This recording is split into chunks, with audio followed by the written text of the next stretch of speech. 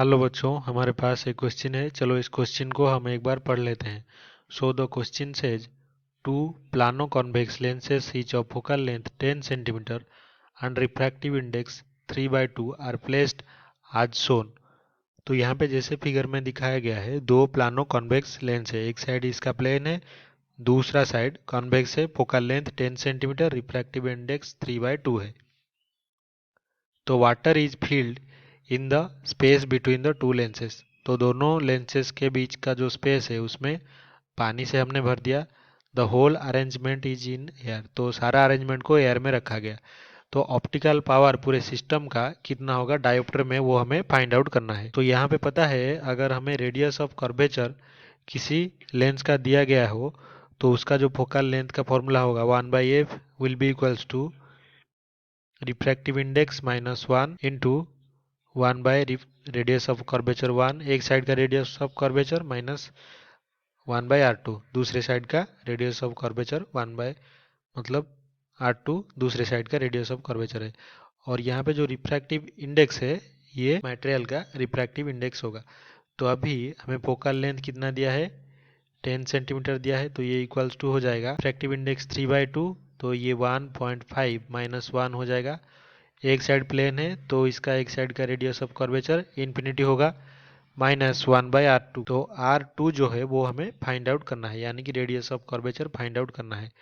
तो ये इक्वेशन हमारा हो जाएगा, ये 1/10, तो 1/10 विल बी इक्वल्स टू 0.5, ये 1/इंफिनिटी हो जाएगा 0.5 डिवाइडेड बाय r2।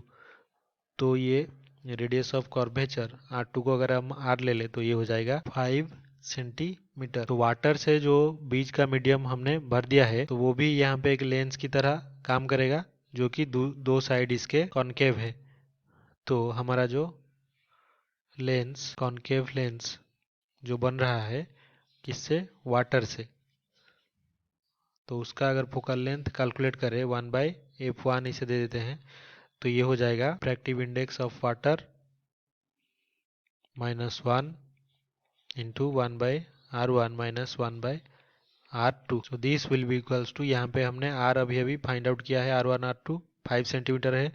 तो रिफ्रैक्टिव इंडेक्स भी हमें दिया है 4/3, तो इसको ले लेते हैं 4/3 -1, 1/-5 -1/5। तो यहाँ पे जो फोकल लेंथ f1, 1/f1 जो होगा -2/15। तो अभी तीनों का अगर हम पावर निकालें तो P will be equals to 1/f plus 1/f1 plus 1/f2। तो ये हो जाएगा 1/10 प्लस -2/15 प्लस 1/10। तो ये हो जाएगा 1/15। लेकिन जो पावर होता है उसके लिए फोकल लेंथ का यूनिट हमें यूज करना पड़ता है मीटर में, लेकिन यहाँ पे यूनिट हमारा सेंटीमीटर में है। तो जो पावर होगा P, वो 100 डिवाइडेड बाय हमारा जो फोकल लेंथ इक्विवेलेंट होगा। तो ये 1 बाय फोकल लेंथ इक्विवेलेंट 1/15 है, तो ये हो जाएगा P will be equals to 100 divided by 15। तो power will be equals to 6.67 dioptre. तो यहाँ पे जो ऑप्शन ए है वो हमारे आंसर के साथ मैच कर रहा है, तो यही इसका सही उत्तर होगा। तो आई होप कि आपको ये समझ में आया होगा। Thank you.